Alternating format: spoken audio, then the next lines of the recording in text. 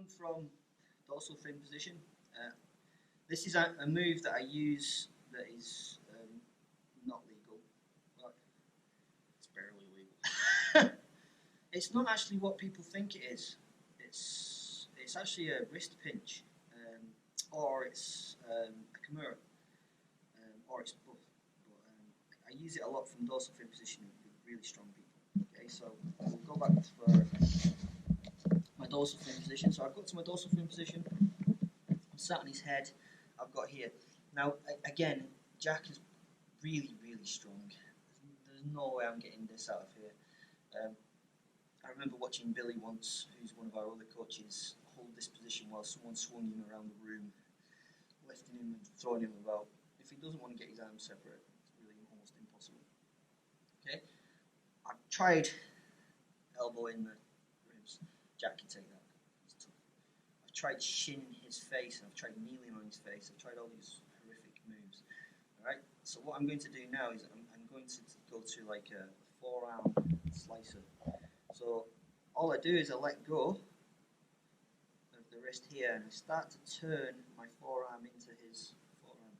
So I'm using that bit of my forearm to drive into his forearm. He's going to still hold tight. Okay.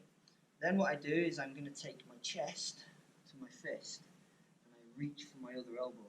So I'm literally cuddling his arm. Okay.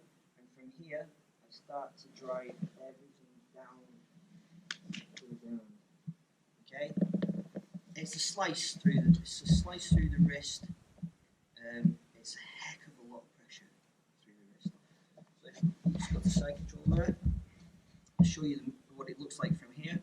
I go underneath so that my forearm goes in. I go over the top of the elbow, and I'm holding the arm like so, sprawled on the ground. Okay. And then I drive everything in that direction to try and add the pressure to get the snap on the forearm.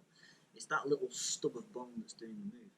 If he doesn't tap to that, and some people don't, some people are just superheroes, all I start doing is walking my hips up around his shoulders, and it actually starts turning into a Kimura. Okay? Or a double wrist lock if you want to call it. It's a classic catch wrestling finish. And it's really hard. Now, the only problem with it is it looks like a bicep slice.